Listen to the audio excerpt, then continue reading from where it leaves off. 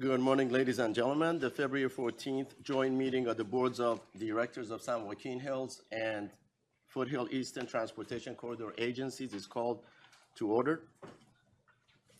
At this juncture, I would like to ask Director Mayor Puckett to conduct the invocation for us, please.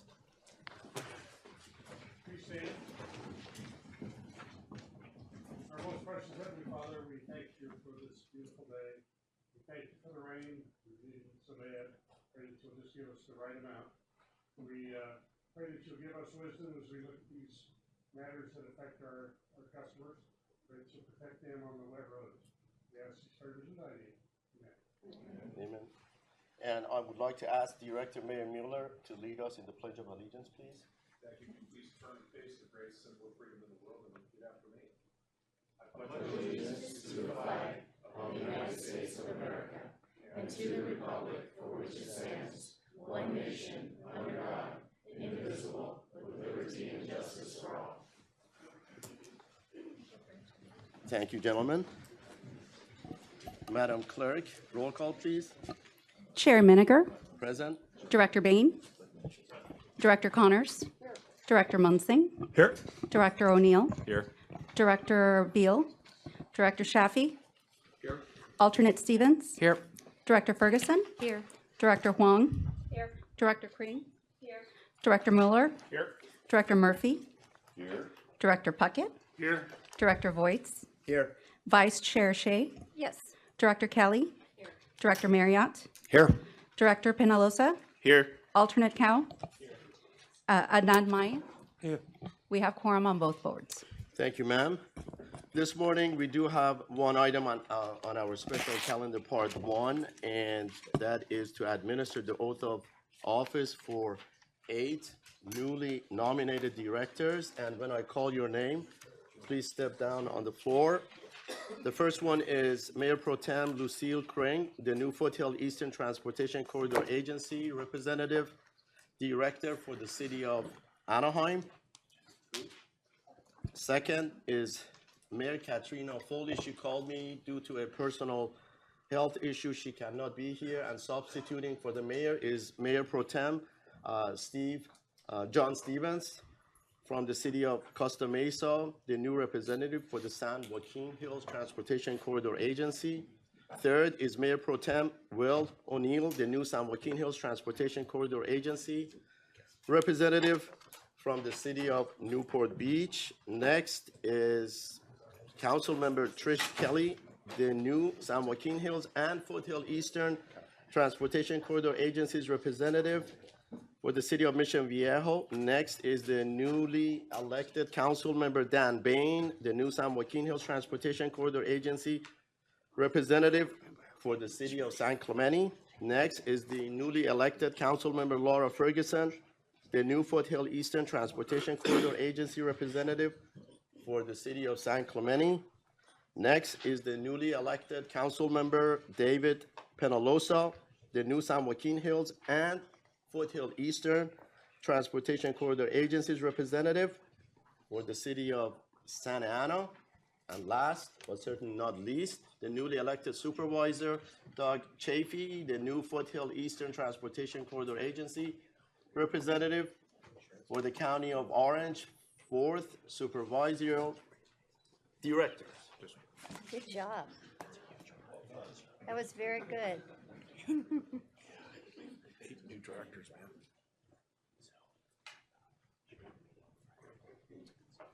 All right. Would you please raise your right hand, and I will read the entire oath of office, and I would like to have each of you, once I complete going through the whole thing, just say I do. I'm going to be doing all the hard working. Do you state your name?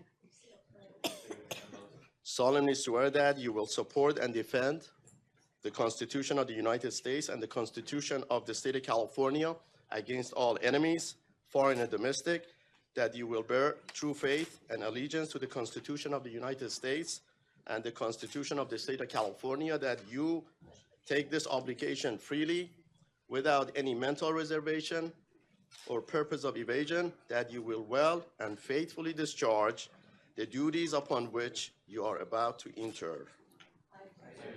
Congratulations, and now you are an official director of the Transportation Corridor Agency.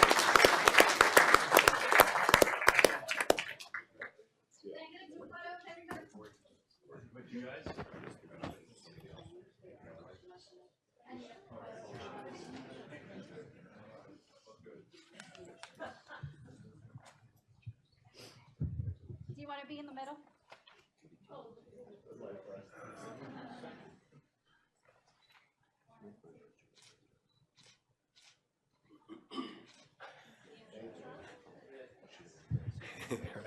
Yeah.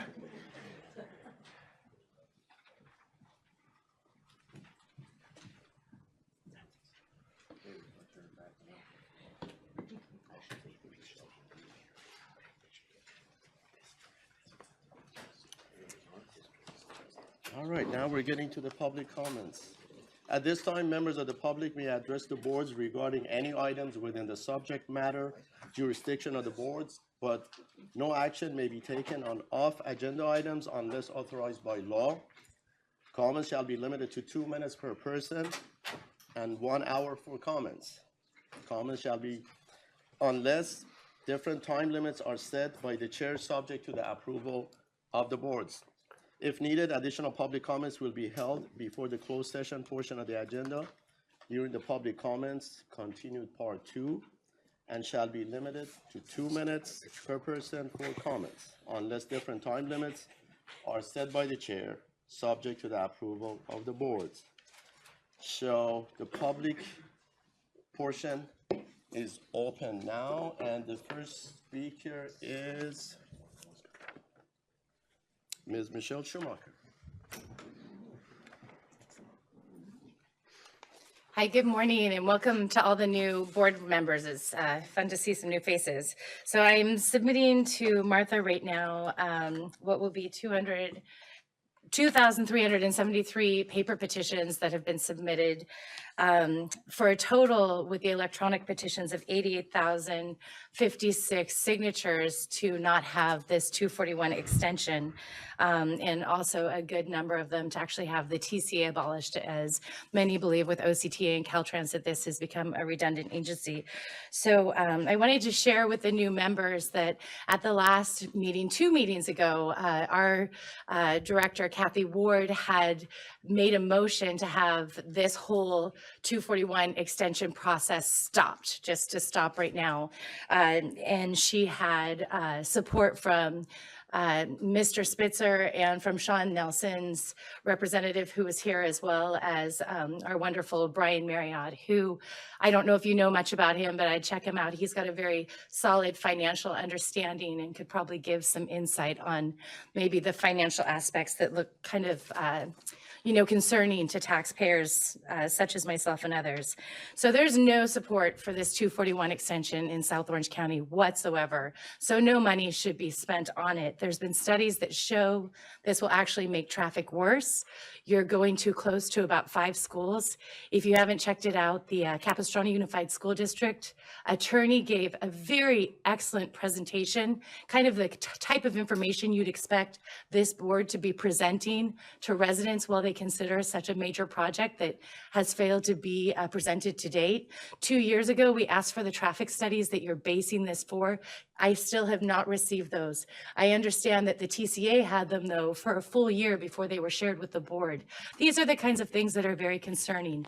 The previous board that was here abdicated their power to lobbyists. I hope you guys will take better care of South Orange County. Thanks. Thank you, ma'am. Since there are no more public comments, the public comment section is closed. Moving on to the next section, which is the special calendar part 2. That's for the joint San Joaquin Hills and Foothill Eastern Transportation Corridor Agencies item. Mr. CEO Mike Kramer. Thank you, Mr. Chair. We've moved this item up in the order since the other item in the special calendar is election of chair and vice chair, and some of the procedures in the administrative code related to that are being modified, so we wanted to bring this for your approval first. So what you have in your board report is the complete update of the agency's annual, or the agency's administrative code. So I'm going to It's been provided to you with both a narrative of the changes as well as a edited version, so you can see what all the changes were. I will run through briefly the highlights of what the changes are. The first is that section 2.4 B was deleted and moved to Appendix B and completely revised and rewritten, and that includes our procedures for board meetings, best practices and procedures. So that's the new Appendix B in the administrative code. Also, there's updated language in section 11.5 for the procedures and limitations for ordinances. That's to take care of the issue we have when we bring ordinances. So this agency has adopted the City of Irvine procedures as our guide. That's the joint powers member that we chose to model ours after. The language in their procedures, however, is set up for a city council of 5. So there are some mentions in there where a vote of 3, which would be a majority of their city council, would result in some actions, but obviously our boards are bigger than 5, so what we've done is modified the language to account for the difference in head count on our board versus the Irvine City Council.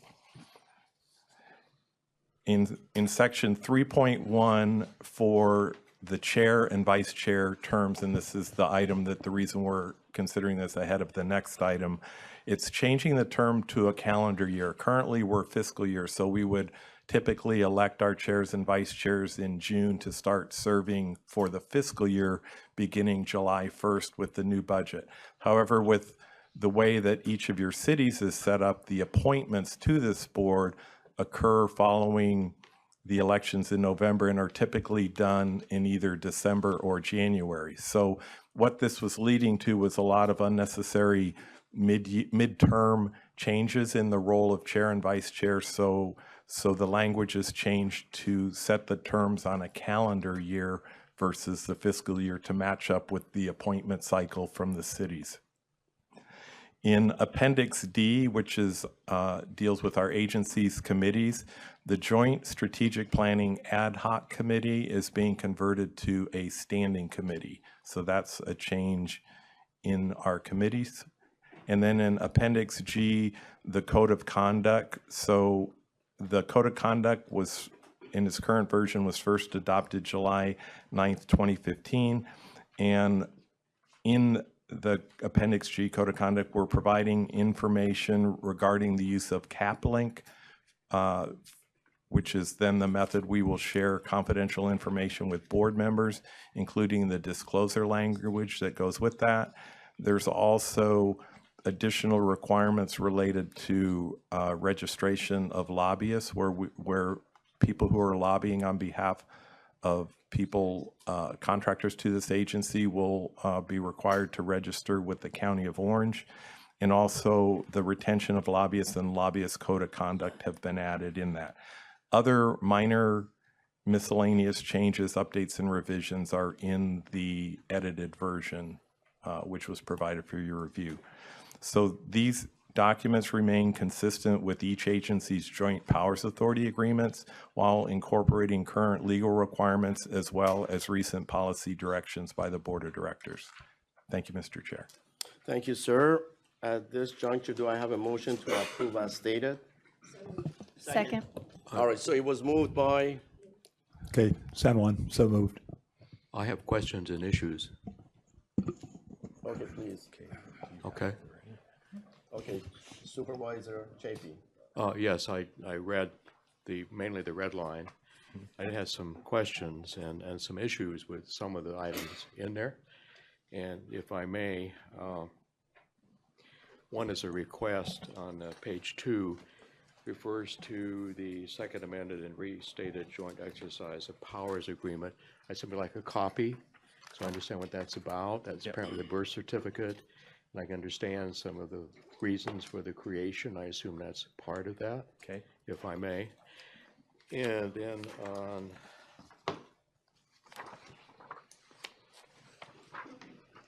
on page 7, there are two things, and I'm again working from the red line. Is one thing is up for the nitpick of the year, If you go down to 2.3, it says Princip PLE office, but it refers to PAL in the body. I believe PAL is correct. And you know, it's in principles, always know your principals. So that's an edit, I think, and that needs to be corrected. I was also wondering why there are so many meetings. There's 18 compensated meetings per quarter. That seems like a lot. I feel like I'm here to do service, not pick up a check. And I would think maybe 12 would be a better number than 18. And how you could be on 6 committees meetings per month, essentially. I don't understand how that all works. Maybe some people do that, but it seems to me that's kind of excessive. Then also, when I came to, again, the red line, page 14 talks about committees being one less than the quorum of the main board.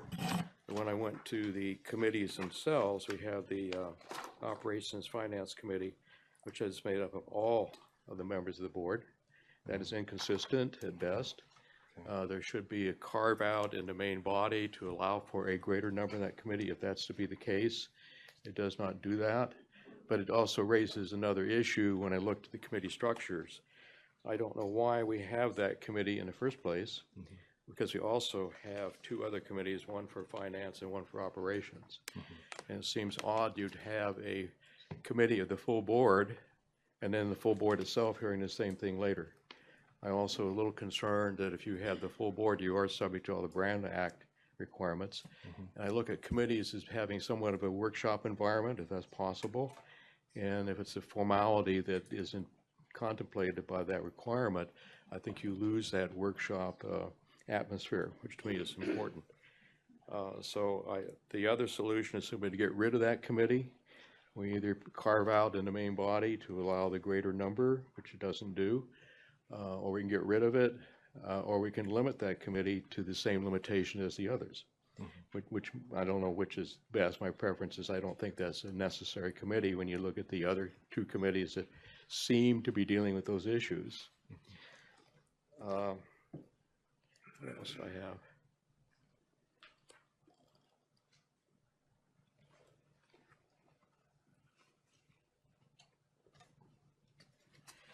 By the way, I thought the best practices were outstanding. It was a very excellent session. I like that a lot.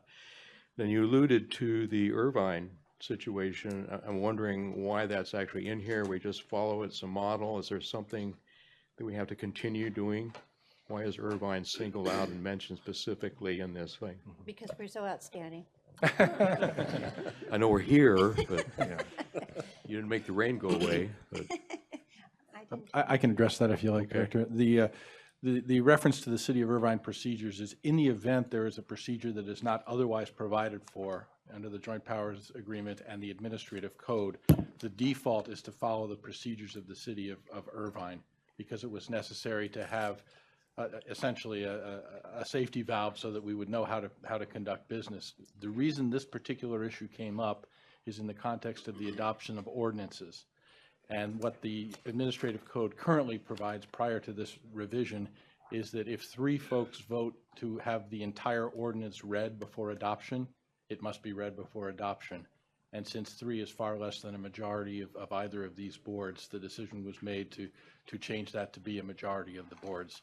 I think it's unlikely that we would have 3 people voting to read an entire ordinance before its adoption, but that was the reason that was added.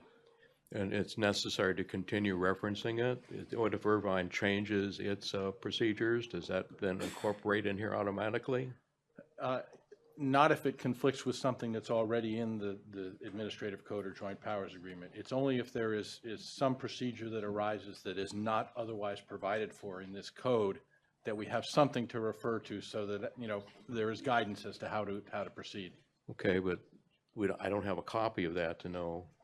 So, not that I want to read it, but it's we're referencing it. We can certainly provide a copy. Okay, of the well then you'll tell us if there's a conflict, I assume. Okay. Then I had a question in the code of conduct. There's a reference to cap-linked workspace. What is that? Go ahead. CapLink essentially is a program, it's a file sharing mechanism pursuant to which documents that are confidential can be provided for access by board members. So essentially, you log in. I'm not going to use the technology correctly, but you log into the site, and you have access to anything that is there that is, for example, as in the case this past week, where there are documents provided in connection with a closed session. Those documents are uploaded to CapLink so that they can be read and studied by board members prior to the closed session. So it's a file sharing mechanism. Okay. Rather than sending things out by emails or hard copies. It's a way for folks to be able to access and for the agency to be able to keep track of the security of documents that are confidential in their nature. Okay, and so there's some code I'll be given to get into that, or some instruction? Yes, Martha can help you with that. Okay, well, I need all the help I can when it comes to that kind of You stuff. were sent a link, and actually your account is active. I can resend you the link again, Okay, but it showed me that you activated your account. okay, So you should have received an email to your supervisor account saying, this is the way closed session memos will be shared. Please activate your account, but I'll resend it for you. okay. That is all I have. Thank you. Thank you very much, Supervisor Chafee, for your comments. It's well taken. With all due respect, let me go over through some of the, I presume that all these items were covered during the orientation of the newly appointed directors for the TCA. So, but the staff is available to guide you through any of those. Number one, and number two is that as a matter of protocol, you are a member of the Foothill Eastern Transportation Yes, Corridor I am. Agency. And this item before us at this juncture happens to be San Joaquin Hills Transportation Corridor Agencies. So just to remind the newly Okay, appointed, elected directors, no individuals, no directors from any sister agency can comment nor vote upon any items that happen to be within their jurisdiction. The same goes for Foothills. So having said that, it was moved and it was passed and seconded. So all in favor for this item for San Joaquin Hills Transportation Corridor Agency signify by saying aye. Aye. Thank you. So it's approved unanimously. Now we get into the second item, which is within your jurisdiction, and that happens to be Foothill Eastern Transportation Corridor Agency, which the discussions and the item presented to you is identical to San Joaquin Hills. So your points are well taken. And Mr. CEO, do you have any comments? Yeah, so the typos we'll take care of, and those were on the Foothill Eastern. So if we make that part of the motion to correct those that were pointed out, I would say in terms of the 18 versus 12 meetings, we'll refer that the administrative code goes through the strategic planning committee. So I would suggest we refer to that committee for discussion of that point.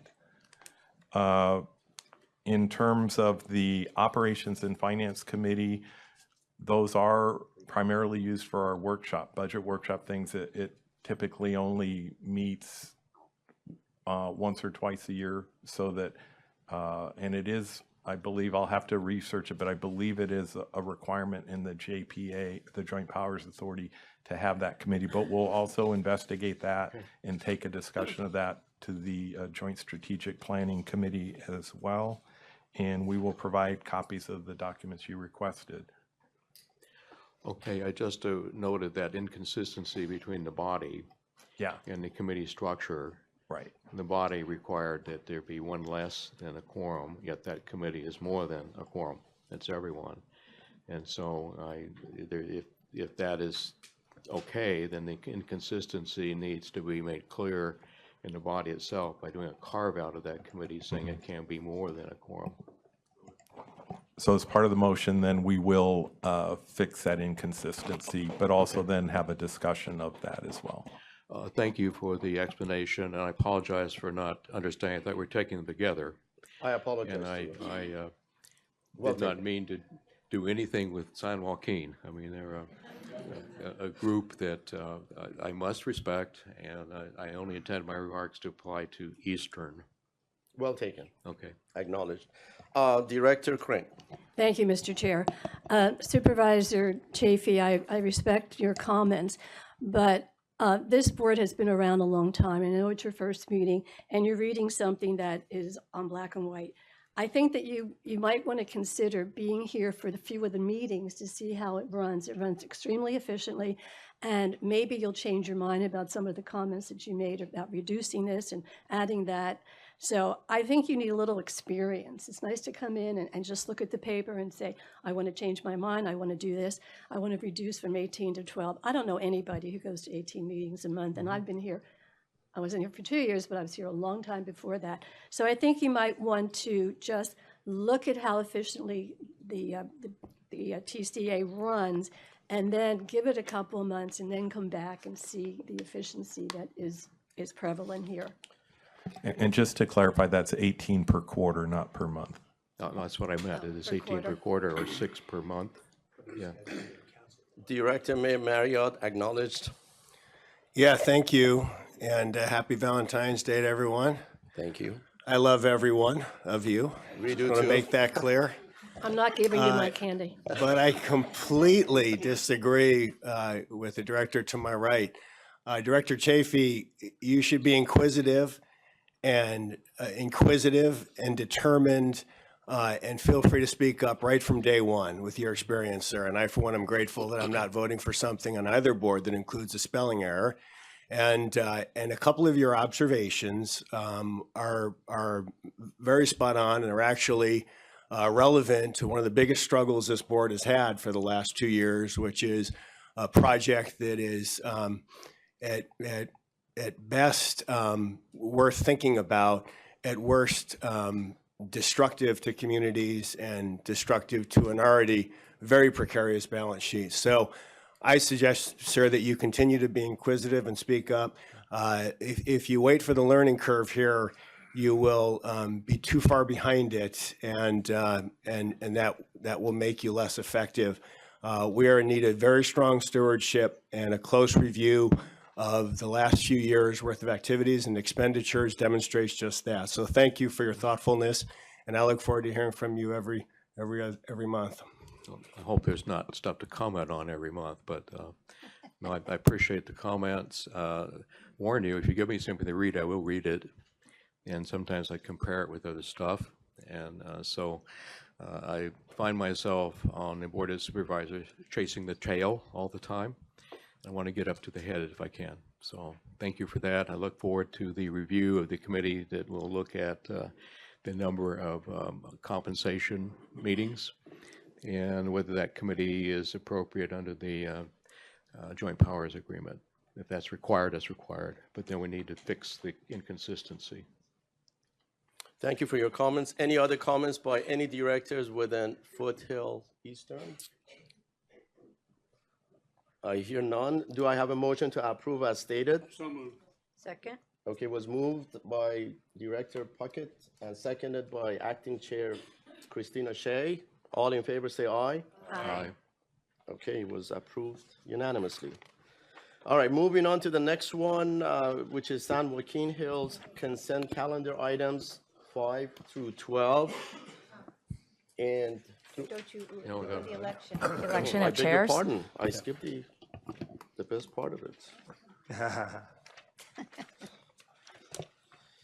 Okay, at this juncture, we have the election for the chair of San Joaquin Hills Transportation Corridor Agency. Do I have a nomination? I will nominate Fred Minigar, yourself, as chair. And I'll second that. It was moved and seconded. It was moved by Director Munzing and seconded by Acting Chair Christina Shea. All in favor, say aye. Aye. Thank you very much. It was approved unanimously. It's a pleasure for me to serve for another year for this great body. Now, moving on to Foothill Eastern Transportation Corridor Director? Agency. Director? Yes, ma'am. I would like to nominate Christina Shea as director. Can we, As- we have to do vice moment. chair for San Oh, Joaquin sorry, Hills. jumping the gun. Yes. Okay, I wanted to nominate Mayor of City of Laguna Woods, Cynthia Connors, as the vice chair for San Joaquin Hills Transportation Corridor Agency. Do I have a second? Second?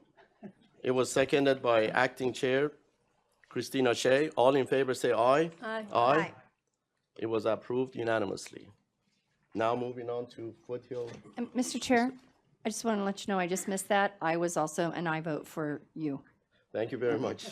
Director Hef, from the great city of Laguna Hills. There you go. All the lagunas. All the lagunas. Yeah, we have all of them. Okay, very good. So let's vote for the, Oh, so now who leads the, do you, Mike, or?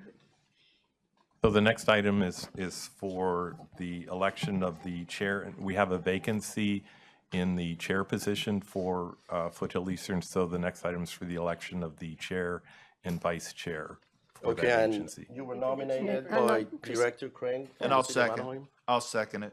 And it was seconded by Mayor Murphy. Yep. All in favor, say aye. Aye. Aye. Any objections, any other nominations? It was approved Thank you unanimously. very much. Appreciate your support. Now, for the Now, vice this- chair. Yeah, this time I will open up the nominations for vice chair of Foothill Eastern. I'd like to make a motion to nominate Chuck Puckett. Oh, second.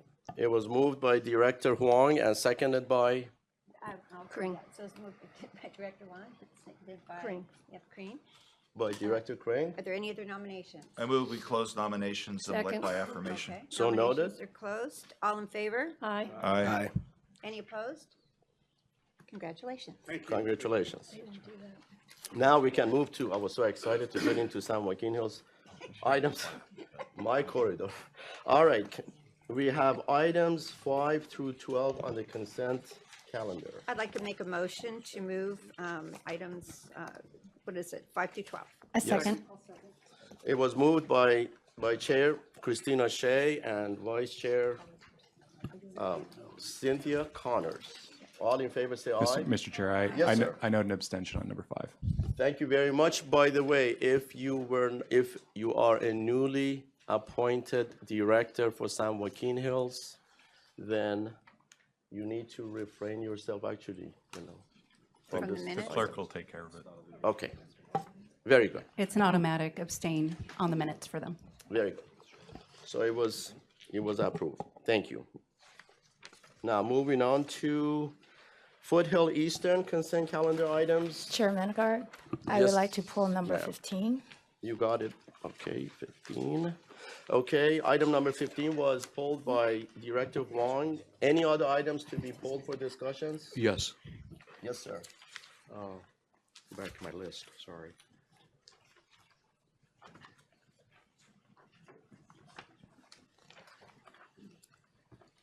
Yeah, again, I would abstain on anything to do with the minutes. Wanted to pull.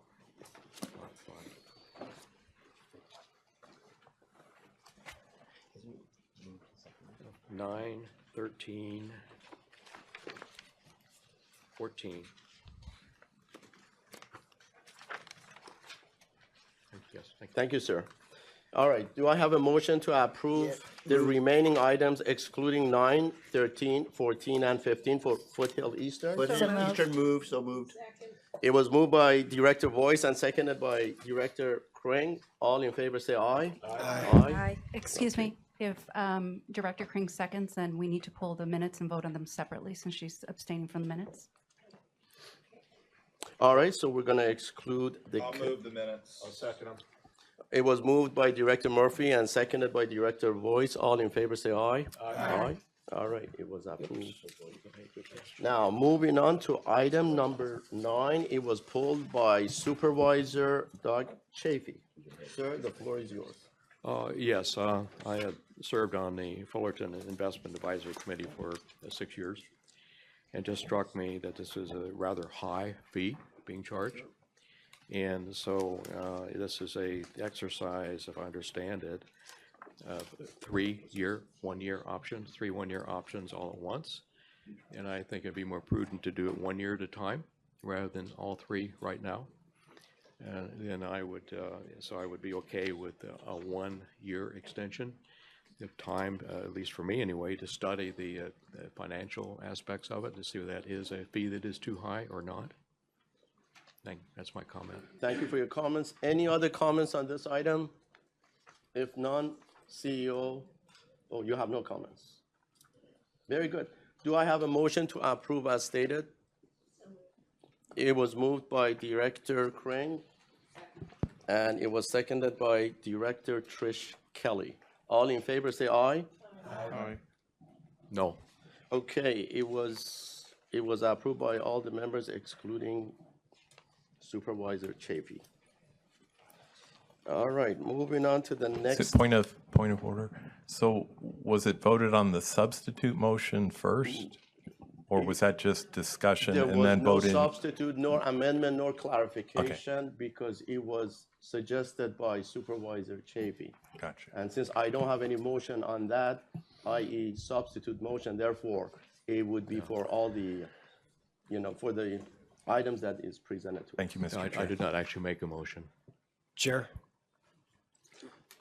Just for further Director clarification. Marriott. Thank you, Chair. And just for further clarification and perhaps for Director's peace of mind, 3-year option is a pricing option. I mean, if we walked away from them as a firm, we're not contractually obligated with any kind of penalty for 3 years. Correct? Also, what was done was that it's just delegated to the CEO to exercise. They will still be exercised as 1-year options so that anytime if we determine it not likely to extend it. So it's not 3 years that was approved today. It's just delegating the authority to the CEO to delegate the 3 1-year options. Right. So there's no financial ramifications for terminating after a year if we don't renew. And to your point, in the world of asset management, fees are coming down almost daily. And so it's right to scrutinize, but there's no commitment on our part for 3 years that would damage us in any way financially or bind us for 3 years. Well, I appreciate that, but we've delegated the authority for the other 2nd and 3rd years, so it doesn't come back here again for review, is my understanding.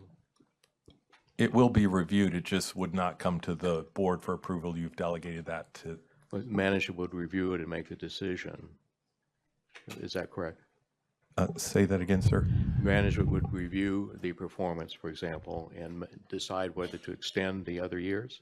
Correct. Each year we would do an evaluation and then determine whether it was in the best interest of the agency to exercise the option. Okay, but it would not come back to the board for that determination? That's correct. Okay.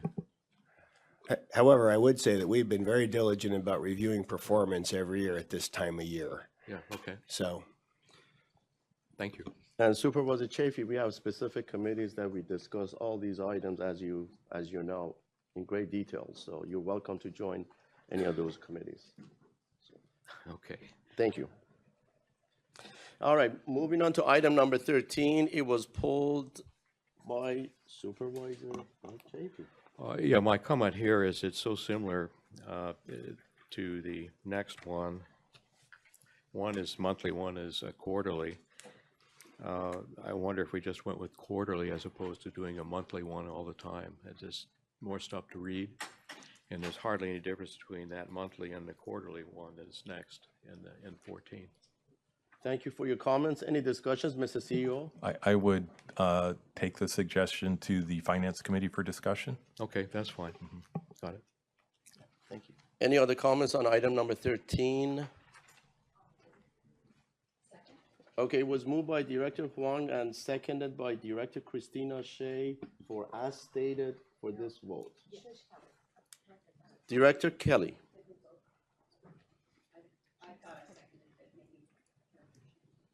No, I don't, did you make the motion? I made the motion. Oh, sorry, then I didn't. Okay, okay. All right, for the record, it was moved by Director Huang and seconded by Director Trish Kelly. Very good. Moving on to. Is there a vote? All in favor say aye as stated. aye. It's a receive and file, so. There you go. No vote? Okay.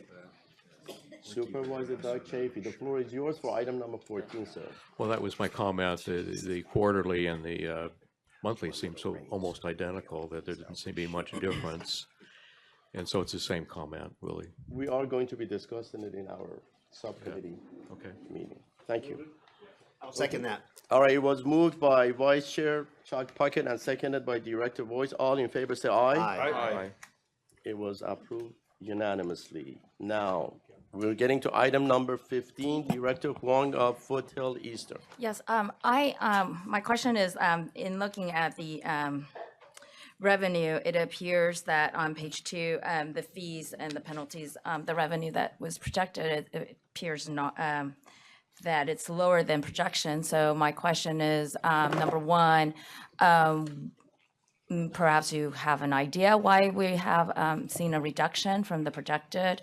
And two, if we will be expecting a trend to go back up so that it would be meeting the projected revenue for the budget year by June 30th. So if you can answer those questions, I appreciate it. So on both of those items, that is something that we are very actively monitoring, actually on a daily basis, but we are still in the midst of our analysis to determine the cause, and we will come back to the board and provide that information as soon as we have it. So do I have a motion? Yes, Alice, move. That way. All right, it was moved by Director Huang and seconded by Director Crane. All in favor from Foothill Eastern TCA? Aye. It was approved unanimously. Now, moving on to the board business, items 20 through 24. Now, this is Foothill Eastern item only, and Supervisor Chafee, this is your TCA. Thank you. So- For clarifying, I want to be sure.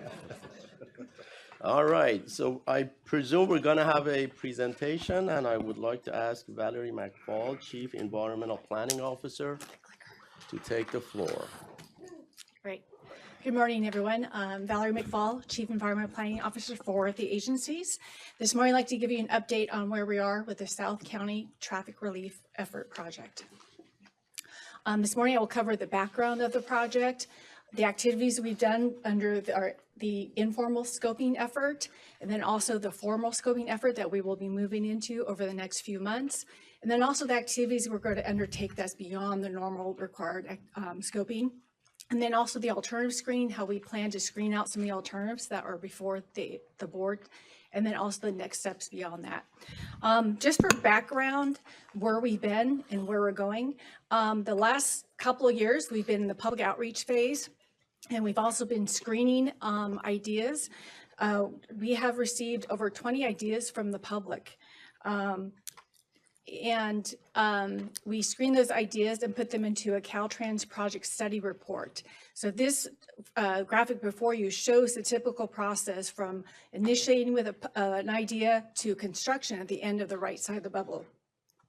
So when we went to the board in November of 2018 to move forward with further study, the board asked that we actually just look at the first bubble of work, which is the notice of intent, notice of preparation, the alternative screening, and also scoping activities. When we move forward to do additional analysis through technical studies, we will come back to the board for additional authorization. So within that first bubble of work, there are actually 4 distinct steps within there. There's issuing the notice of intent and notice of preparation, which really tells the public what our goal is, what the project is, what the area of study is going to be, potential issues that need to be looked at, and also engages the regulatory agencies as part of that discussion. We will also conduct scoping meetings where we will advertise and invite the public to attend so they can put their comments on the record. They can also look at the different alternatives that are currently being evaluated and also make recommendations for further ideas or alternatives to be studied. Also, the purpose and need for the project will continue to be refined based on the input we receive from the public. And then also through this first exercise of work, we will screen the alternatives and prepare that analysis to look at a reasonable and feasible range of alternatives that would be studied in the technical studies that will be brought back to the board at a future date. Again, as background, we engaged the public very early on, about 2 to 3 years ago. We went out to the public in 2015, and then during 2016 and 2017, we held 3 workshops, public forums with the public, where they came and they put ideas on the table that they wanted to see for alternatives to solve traffic in South Orange County. Through that process, we received 20 ideas. We took those 20 ideas and we looked at them into different categories and screened them down to 8 alternatives. In November of last year, we submitted our first project study report to Caltrans. It's the first document that goes to Caltrans that sets the stage for how much staff Caltrans will need to assign for the environmental phase, which is where we are now. So that's just some background, some history where we've been working with the public, and typically projects don't have this level of public involvement, but our board and our CEO want to do this differently and engage the public early on. Most projects usually just have a decision, environmental, and then engage the public. So all that said, we are here at this phase. It's been a long road behind us, and we're just at the early stages of the formal environmental process. So again, we began this effort back in 2016 with the informal scoping with the public. We reduced the ideas down to 8, and that's the starting point for what we're going to go out to the public with through our public meetings. And there are opportunities for additional ideas or refinements of current ideas that will be evaluated. And when we go out to the public with our scoping meeting, it actually is going to be very limited new information because we've been out to the public for a few years already. And this new public meeting that's coming up is really a requirement now that we're in the environmental phase.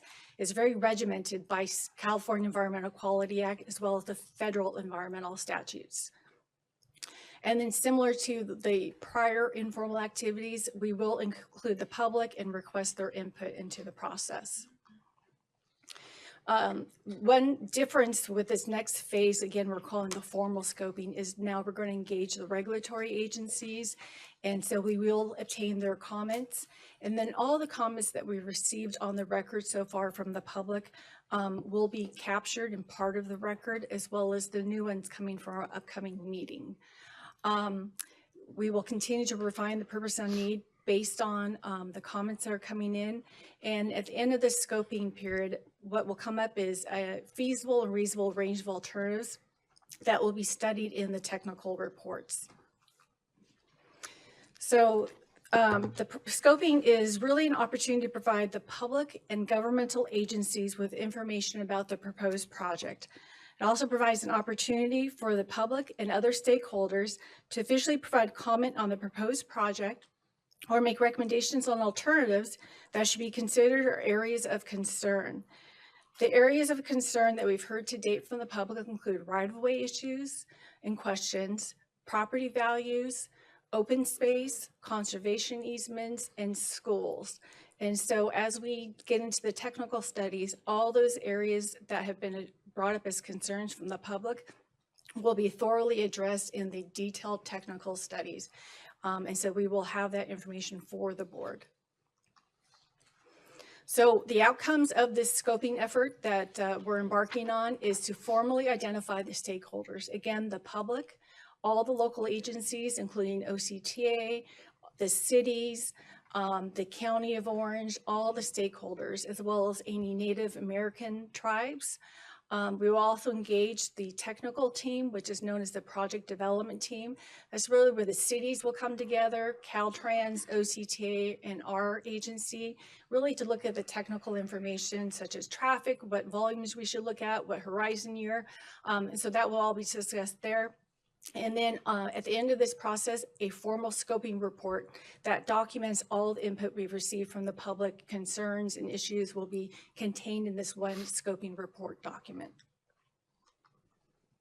So that's all what I just went through is all the required components of any environmental process.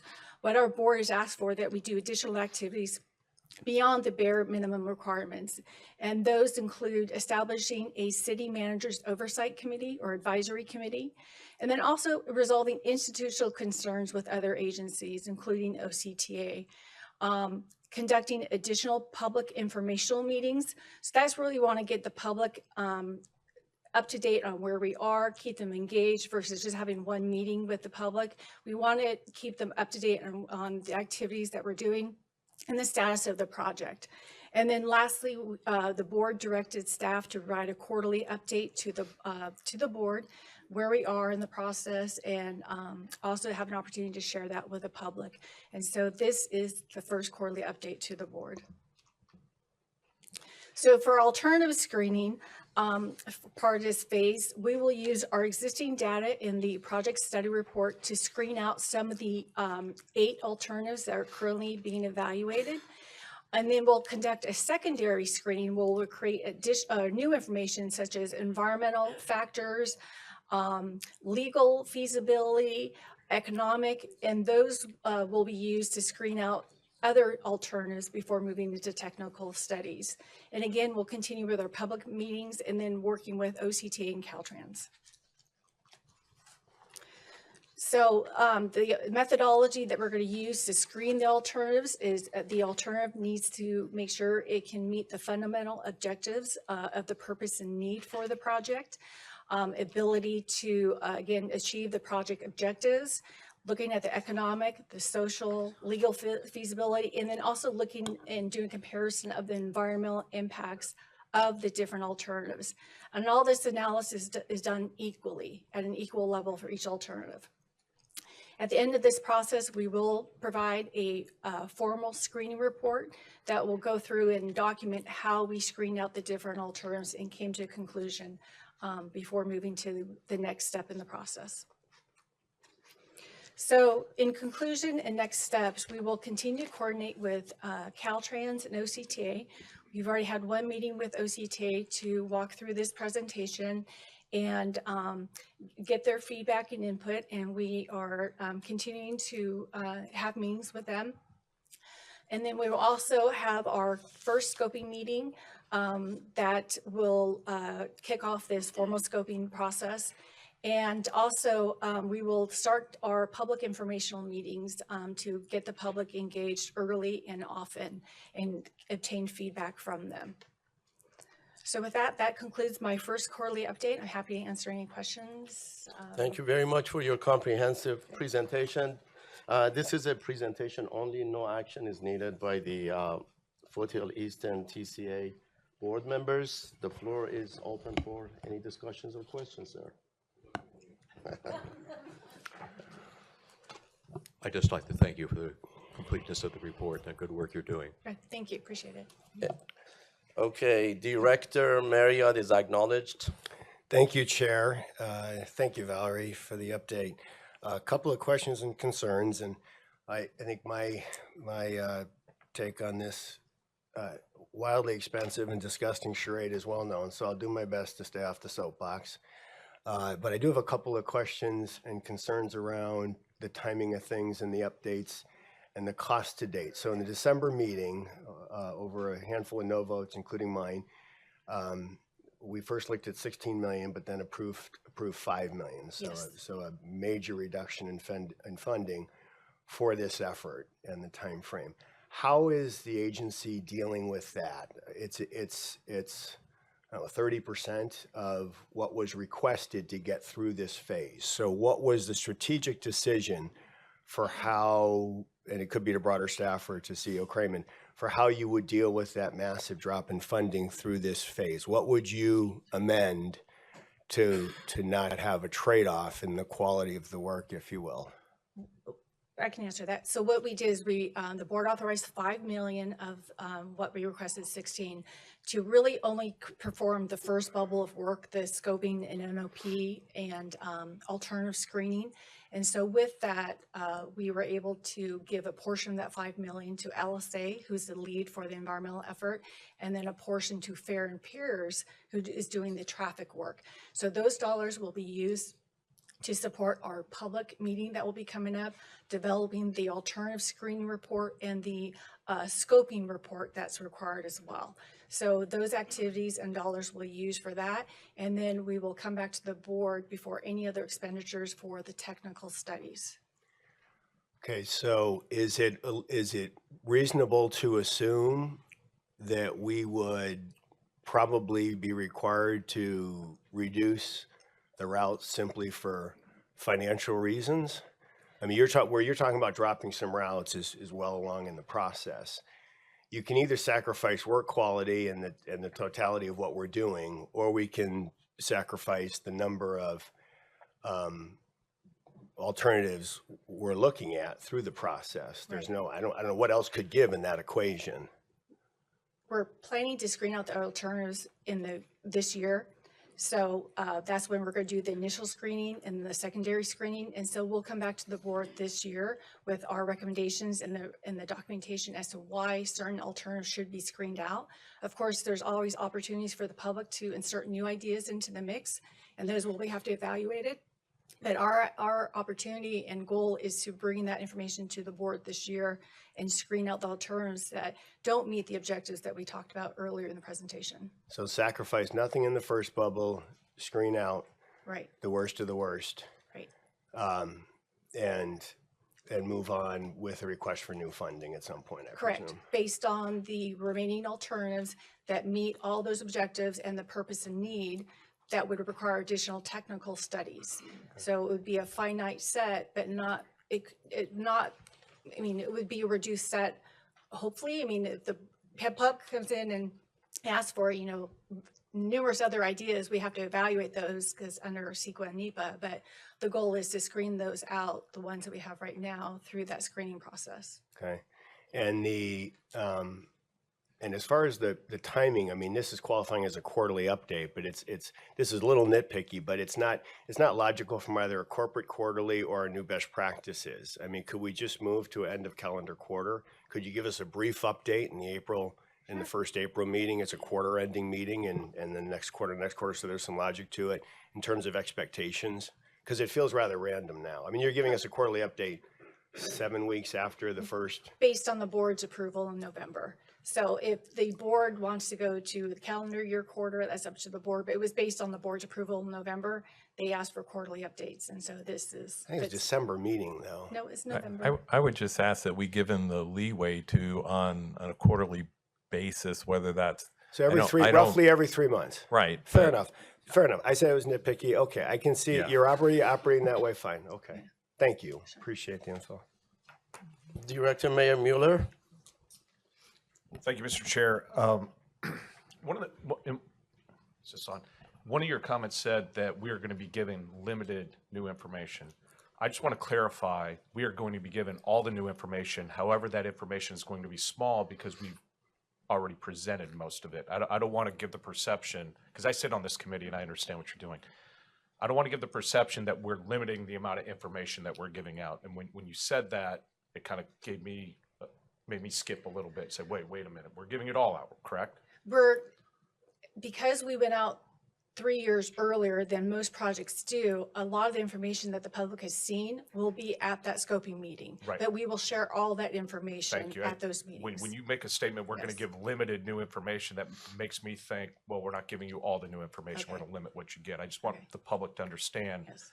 It's going to seem like a small amount because we have been out 3 years in advance. Most of the information's already been available. Yes, thank you. All right, Yes. thank you. And if I could add to that, I think that's an important point, Director Miller, that I would hope that each of us understand. Because of all the work that we did, when we go out with all the information, we will be providing all of the information.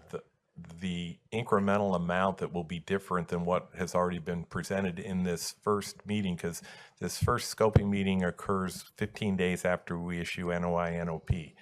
So we've been engaged for quite a bit of time. A lot of times when we have this first meeting, it's the first time the public's hearing about the project, hearing about the ideas we're considering. And we've been working informally to establish that, as Valerie said, for a number of years.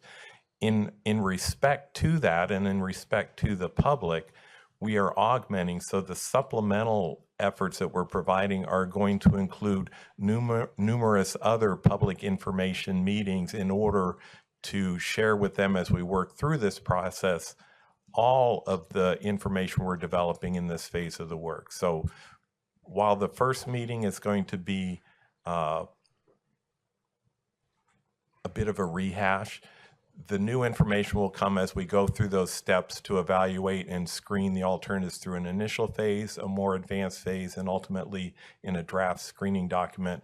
Each opportunity we have, we will be going to the public to present that. And another benefit of these quarterly updates to the board, we're speaking to you, but we're also speaking to the public to let them know what we're doing and what the game plan is as well. Thank you. Director Scott Voits. Yeah, I'd just like to compliment staff and our leadership in the coordination we have with our regional mobility partners, Caltrans, OCTA, and the residents of South Orange County. So thank you for all what you guys are doing. And I just wanted to give you guys a kudos that I think the data that we're doing with our contract laborers, that we bring forth the best data to show us the best routes and the best alternatives that we could come up with. Thank you. Great, thank you.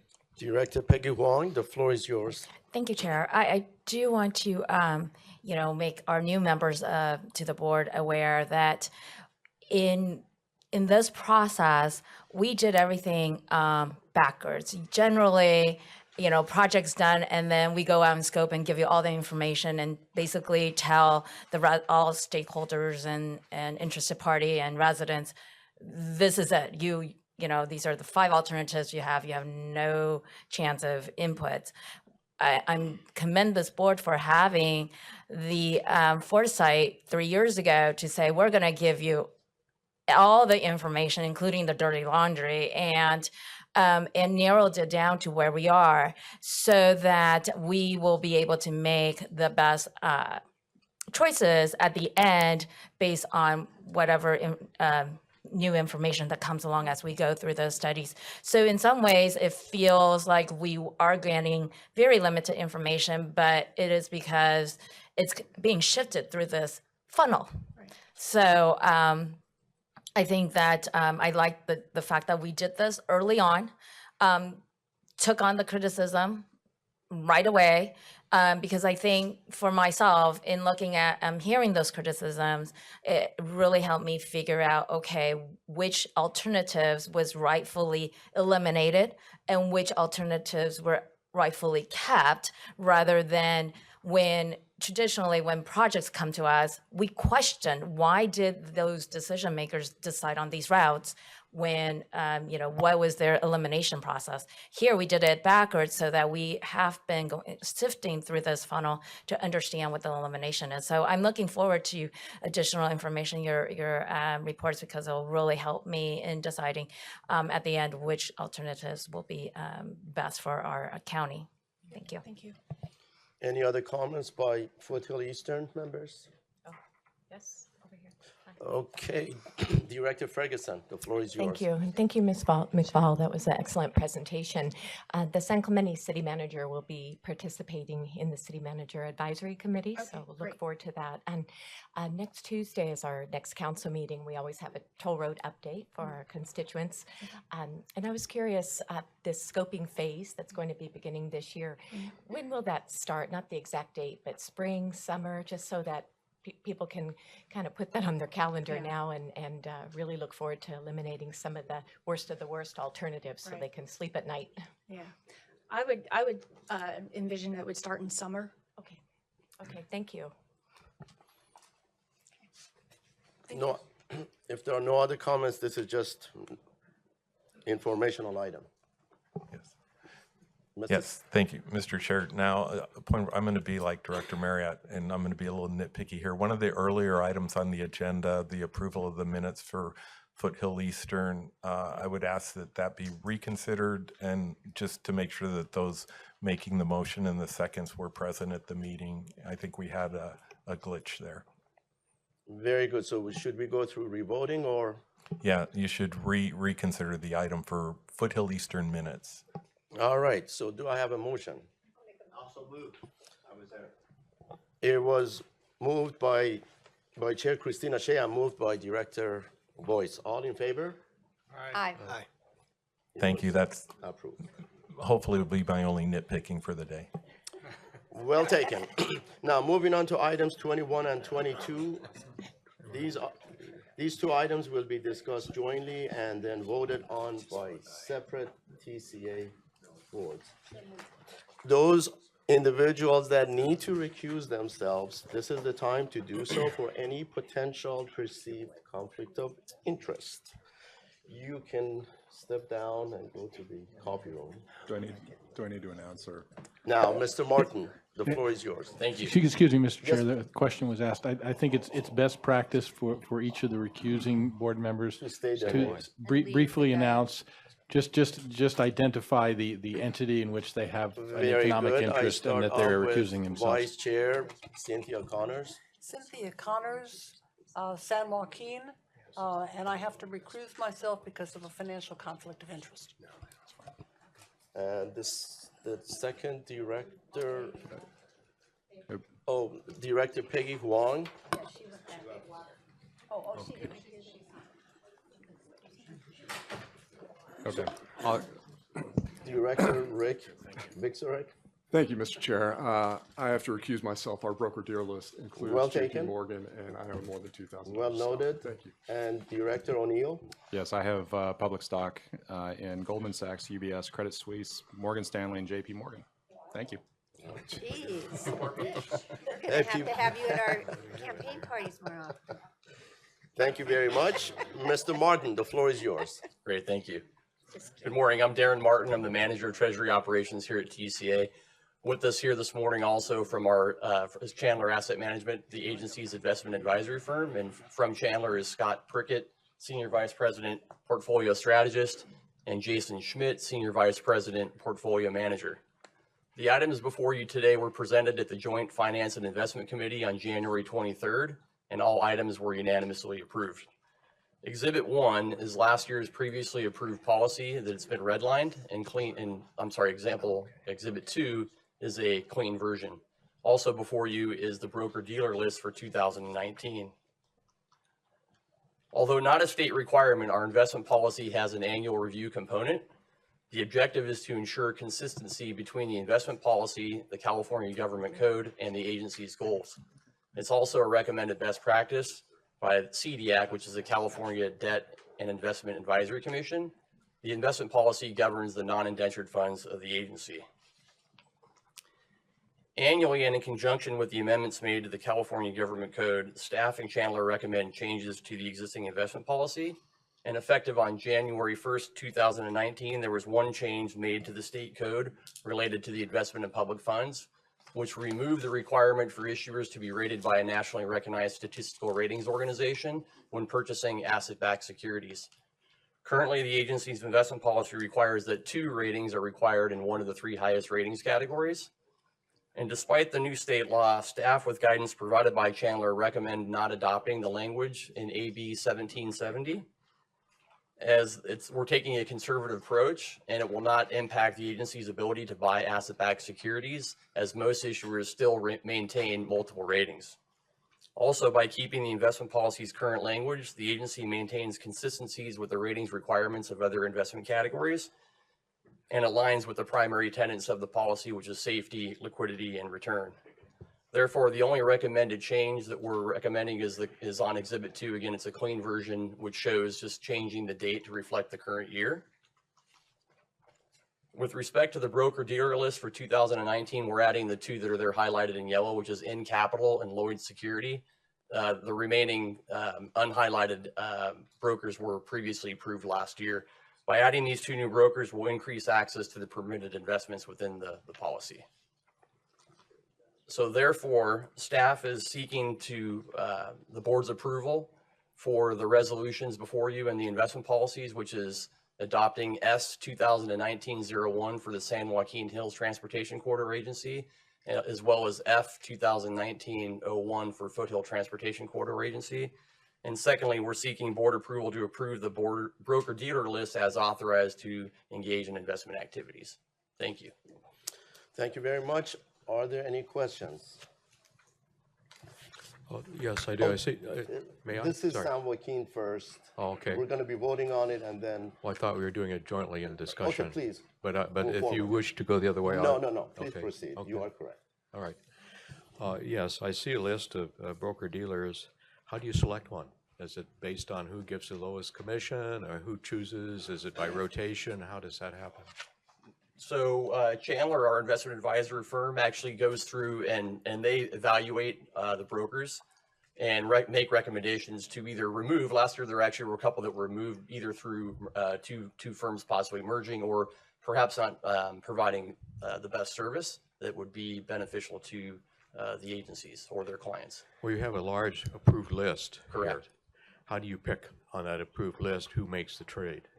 So the actual effective trades when they're recommended by Chandler, there's actually a requirement within our policy that we get multiple quotes from the brokers that are actually available to offer up specific securities.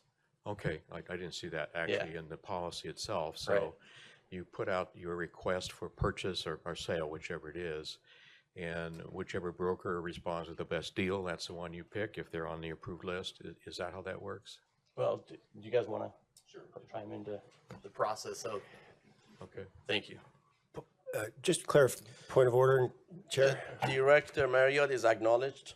Just clarification, because Clerk, you said J.P. Morgan, 2000 or more. You're thoughtful and came over and showed me something. Are we talking about one firm or an interest in any of these firms? It could be any of these. Oh, I do have to recuse. I apologize. Thank you for the clarification. All right, for the record, Director Marriott is recusing himself. Thank you. Sure. So I'll go through the process in which we go to select these brokers and recommend those to TCA. So the first thing that we look at is are they a good firm, a firm that's in good financial standing, that's able to basically, when we buy a security for them, to fulfill that commitment. The second piece that we're looking at is what kind of inventories of securities that are available out there. Unlike the stock market where you can go out through Charles Schwab and just buy any stock that you want through to the exchange, bonds is very much an inventory market. So you have to have lots of broker dealers in order to do that. So what we're doing is evaluating those firms based upon the inventories that are available and also the inventories in which is your investable universe. And so we use that aspect at the same time. Then when we're actually going to choose securities and transact securities, as Darren said before, essentially we're going out to multiple broker dealers through that environment and we're choosing the best price that we can get for that particular security. Remember, as a registered investment advisor, we share that fiduciary obligation with the agency. So that's a legal obligation in order to get the best price for those securities and the best deal, for lack of a better term, for the agency over that period. Okay, that was my issue. How do you pick on the list that you've approved? And thank you for answering that. I understand how that works now. I did have another question. I'm not sure what the policy basically is. Is it to buy and hold to maturity, or is it a best return type policy? So the policy has a couple of different facets with regard to that. So it's a policy which is, basically in the sound tenets of public agency investments. It has, safety, liquidity, and finally return. The policy does not prevent us from selling securities prior to maturity. Yeah. Typically, how we've acted is by holding those securities to maturity. But if there should be a situation that changes in the future, it does not prevent us from selling securities previous to maturity. Okay, then you're not a buy and hold maturity no matter what philosophy. No, and I think Okay. it's in. No, I understand where you're going, and that's the correct way to go, I think, because it gives you a better return. Yes. Okay. Thank you. Those are my questions. Thank you, Supervisor. On behalf of Foothill Eastern, I'd like to move the item. All right, it was moved by Director Scott Boyce and seconded by Director Lucille Crane. On behalf of San Juan, I'd like to move it. All right, it was moved by Director second. Munzing and seconded by Director Janine Heft. All in favor, say aye. For San Point of Joaquin, order, point of aye. order. Can we vote on Foothill Eastern first? Yes, we sure can. Okay, for Foothill Eastern, all in favor, say aye. We need to make it. That was done on behalf of the other one, wasn't it? No? That was Foothill Eastern? The first one We're was. okay. We're okay. We're okay. Okay. It gets a then little yes, okay. confusing. Yeah, sometimes it does, but even I get confused. I do too. You're not the only one. All right, so for Foothill Eastern, all in favor say aye. Aye. Aye, it was approved. And for San Joaquin Hills, all in favor? Aye. It was approved, excluding those individuals that recused themselves, for the record. Thank you very much. Moving on to the next item. This is a CEO item.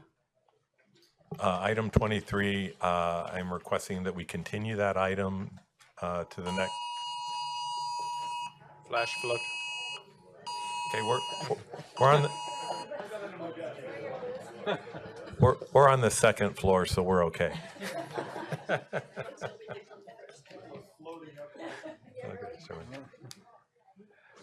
I just request that we continue this item So at we need a vote on it. no. No. Okay. All right. informational item. Moving on to the next item, which is item 24. This is a joint item with San Joaquin Hills and Foothill Eastern. Ms. Barbie Daly, Director of Government and Legislative Affairs. The floor is yours, ma'am. Good morning. Let me just make sure I'm doing this correctly. My name is Barbie Daly, and I'm the Director of Government and Legislative Affairs for the agencies. The next two items before you today are the approval of the 2019-2020 state and federal legislative platforms.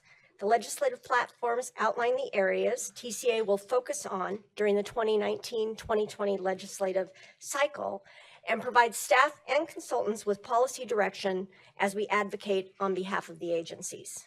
Both legislative platforms were presented to the Joint Strategic Planning Ad Hoc Committee in the December 2018 meeting. The platforms are based on the same philosophy TCA has adopted in previous years.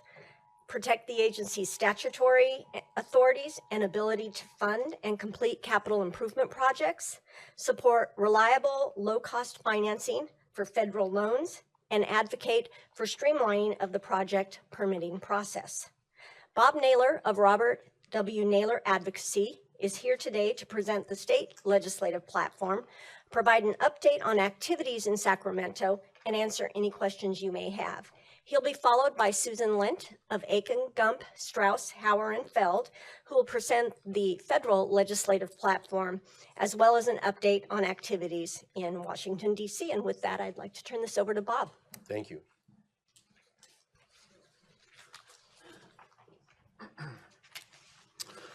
Chair Miniger, good to meet you yesterday in Sacramento. The legislative platform has been pretty much the same for the last several years. It has a lot of routine items that we follow. As of yesterday, 855 bills have been introduced in the legislature. Between now and next Friday, we expect another 1,200. We will probably follow somewhere around 50 of those bills that potentially impact on TCA. On page 3 of the legislative platform, the bullets at the top of the page and the bullets at the bottom of the page essentially represent the routine items that we follow and the non-routine items that we follow. And let me explain. I'll illustrate actually by two bills that have been introduced so far that are on our policy list. One is AB 146 by Sharon Quirk Silva. That would authorize the Department of Transportation to lease property under state highways to Orange County agencies for purposes of emergency shelter or feeding programs that might impact our state highways. So we're going to follow that bill. And the second one is AB 252 by Mr. Daly, our local legislator. That would give Caltrans permanent NEPA delegation authority, which means that they exercise the environmental work for under both the federal law and the state law, NEPA and CEQA. That's a big efficiency that was achieved by our federal efforts a few years ago, and it was adopted by the state on a temporary basis. It expires in 2020. This would make that permanent, so it's a very worthy idea. Another bill that we've been asked to follow, and this will all go to the appropriate committee, the Strategic Planning Committee, for discussion, is ACA 1 by Cecilia Aguirre Curry. That would lower the vote threshold on bonds that are secured by property taxes that are to be used for public infrastructure or housing from 2/3 to 55%. We met with her as part of our ongoing briefing process, and she specifically asked TCA to consider supporting that measure. So that'll go through the process. In the non-routine area, and a laser focus of your team and Ms. Daly, is briefing the new legislators and the legislators that didn't necessarily hear the full story last year on the South County traffic relief effort and the legislation that was introduced last year and defeated that would have cut off the agency's ability to proceed any further with any projects. That was by Assemblyman Chavez. We have been meeting starting in November with the new members from Orange County, and when we learned of the new members of the two committees, the transportation committees in the Senate and the Assembly, with those new members as well as ongoing members. We've met with the vast majority of the members themselves or their staffs and all of the top transportation policy staffs in both houses.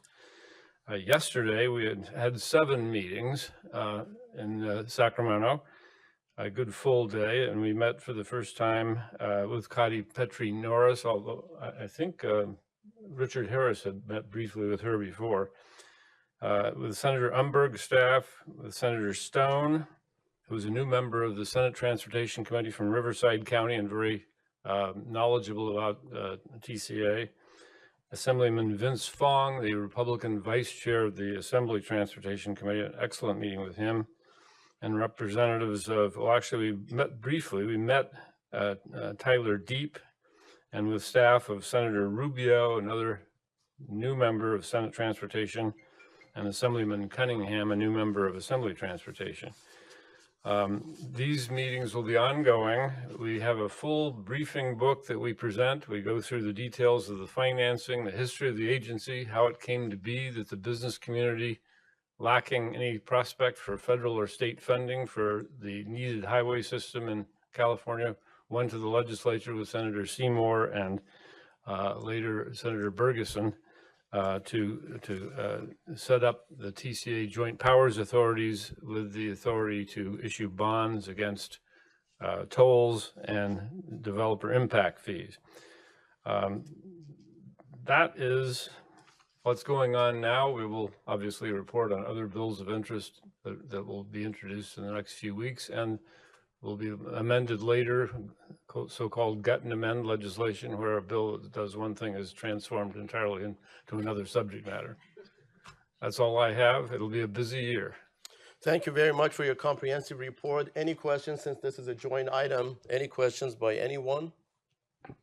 I hear none for San Joaquin. Chair, Hills. can I have a question? Yes, please, Director Stevens. So on the Sharon Quirk Silva bill that you mentioned, yes, are we taking some type of a position on that, or has that been established? We have not taken a position on any legislation yet. It first has to go to the Joint Strategic Planning Committee for a recommendation of the board, and the recommendation will come back at probably next board meeting. Yes, we will be presenting our legislative watch list at the March board meeting. It will first go to the Joint Strategic Planning Committee for discussion, and then we'll be bringing it forward to this board. Okay. And where does that fall under these bullets, that the issue of using the leasing the land to address the homelessness issue? I have to say that is a new subject matter, but it's clearly within the area of interest of this agency. So, Right. Just quickly to clarify, once we build the roads, we gave the land over to Caltrans. So they own the property that the roads are on, and so they would have that right because they're the property owner.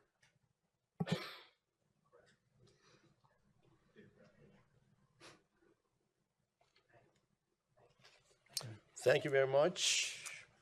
Motion by the Excuse San me, Joaquin. Chair Minigar, we also have Susan Lynch will be here from Aiken Gump now to present the federal legislative platform.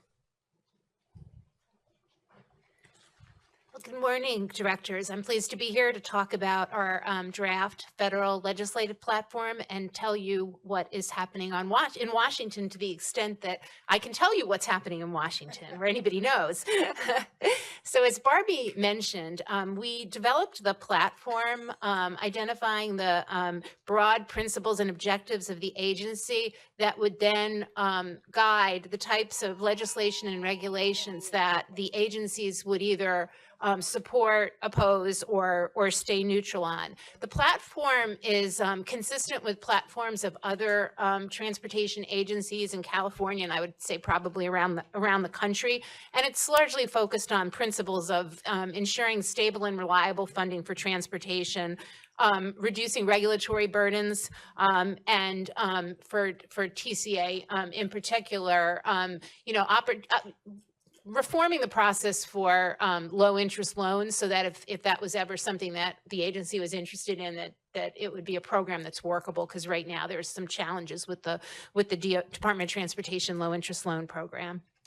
So as everyone here knows, the recent elections brought change to Washington. We now have divided government with Democrats in control of the House, and Orange County has 4 new House members, including one member, Haley Ruda, who's a Transportation Committee member, along with Alan Lowenthal. So we've got some good support from the county on committees of relevance to the agencies.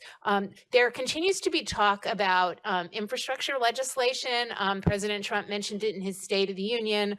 This week or yesterday, there was a hearing of the Senate Commerce Committee talking about passing a bipartisan infrastructure bill, and the week before, the House Transportation Committee held a hearing on infrastructure legislation.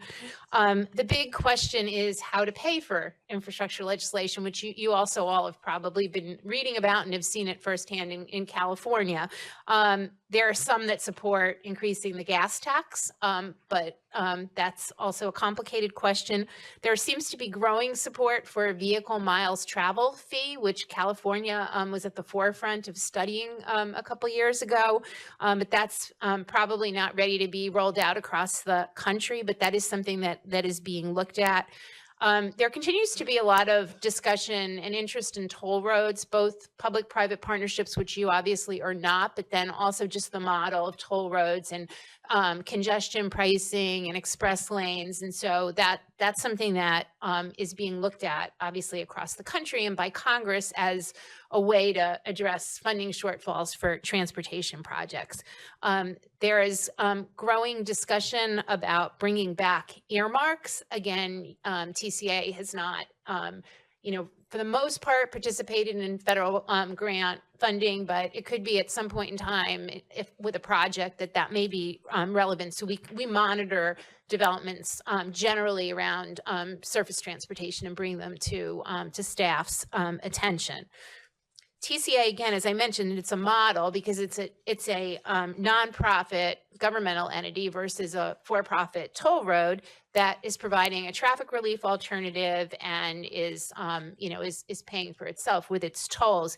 And so we've had a lot of interest over the years from the congressional committees of jurisdiction and members of Congress on how TCA operates and what recommendations we might have, whether it's to expedite the environmental review process, or when TCA received one of the early predecessor loans for the low interest loan program when it was first constituted, some of our experiences. So we're going to be continuing as Congress works to reauthorize the surface transportation law to hopefully be a resource to the congressional committees on what works and what doesn't work, and some of our recommendations on how possibly to do things better.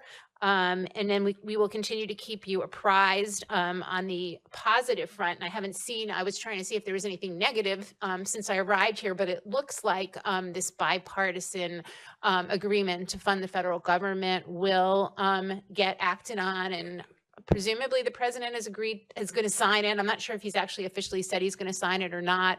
On the positive front, that this 2019 funding for the Department of Transportation includes funding increases for the highway program, the transit program, and the airport infrastructure program. So if anyone's interested in, even beyond TCA, that there's positive news in the transportation funding bill and in other funding bills as well, but that's what I'll focus on for now. And so with that, I'm happy to answer any questions that anybody has about the platform or about what's happening in Washington. Thank you. Any questions? I hear none. Do I have a motion from San Joaquin Hills board members to approve as stated? It So was moved. moved by Vice Chair Connors and seconded by I'll second. Director Janine Heft. All in favor say aye. Aye. Aye. Aye. It was approved unanimously. Moving on to Foothill Eastern. It was moved by Vice Chair Chuck Puckett and seconded by Director Scott Boyce. All in favor say aye. Aye. It was approved unanimously as well. At this juncture, we are getting to the public comments, continued part 2. Members of the public may address the boards regarding any items within the subject matter jurisdiction of the boards, but no action may be taken on off-agenda items unless authorized by law. Comments shall be limited to 2 minutes per person for comments unless different time limits are set by the chair, subject to the approval of the boards. And I hear none, right, None. Madam Keller? Claire? Correct, none. Very good. Moving on to the CEO report. Thank you, Mr. Chair. Well, congratulations and welcome to all of our new directors and to our newly elected chairs and vice chairs. Congratulations. Also, happy Valentine's Day, and I understand for one of our board members, it's also an anniversary today. So, Who could it be? there we Vice Chair. Happy anniversary. Happy anniversary. So let me just give you a little update on toll and traffic and revenue reports for each agency. So January, we had a lot of what we see outside today. We had 6 days of significant rain, and all of you realize that people don't like to drive in Orange County when there's rain, and we see a significant drop in traffic on rainy days, as I'm sure we're seeing today. Additionally, with the 1st of January falling on a Tuesday, we saw a difference in travel pattern year over year, where more people basically took that whole week off than using work days in that. So those were 2 significant impacts to both agencies. So as a result, on Foothill Eastern, Foothill Eastern transactions were up 0.6% and revenue was up 2.7%. On the San Joaquin Hills corridor, transactions were down 2.2%, revenues were up 0.1%. And that concludes my report, Mr. Chair.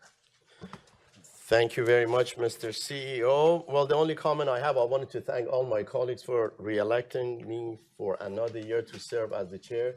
As a public servant leader in my home city in South Orange County, it's a pleasure for me to serve with all my dear colleagues, and congratulations goes to Mayor City of Laguna Woods to be the vice chair, and Mayor Pro Tem of the great city of Irvine as the chair, and Mayor of the city of Tustin, Chuck Puckett as the vice chair. And welcome to all the newly elected, appointed directors. We are here to serve together for improving mobility and reducing congestion in our beautiful county of Orange. Thank you very much.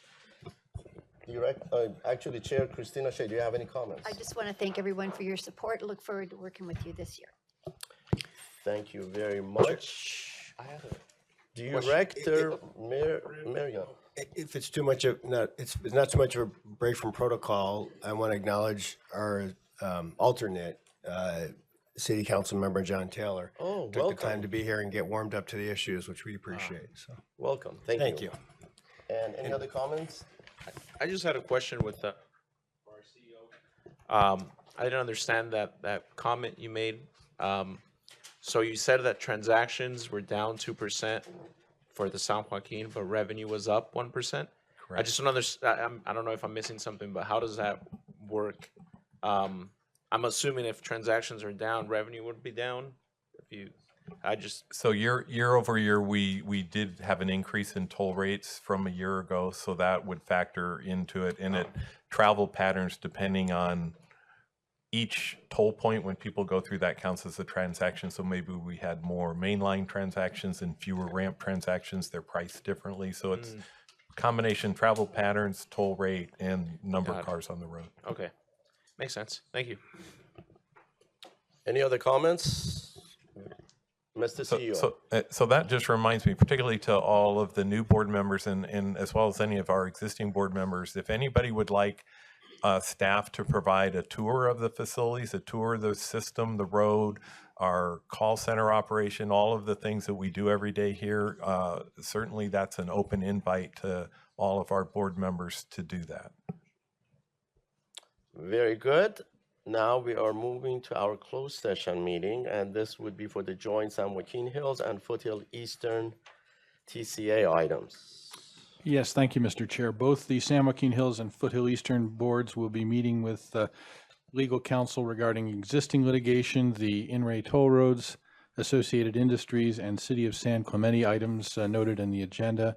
And then the Foothill Eastern only will be meeting and conferring with counsel regarding existing litigation, the Reserve Maintenance Corporation, City of San Clemente, Capo Unified School District, and Coalition to Save San Clemente matters. We do not anticipate reportable action.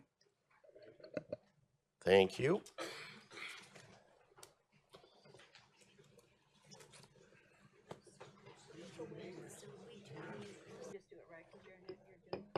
All right, since Mr.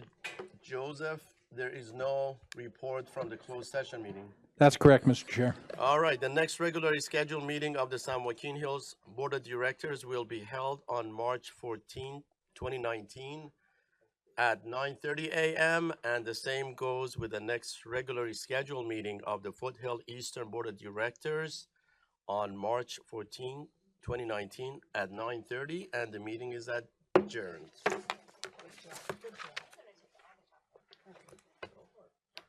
You are not giving.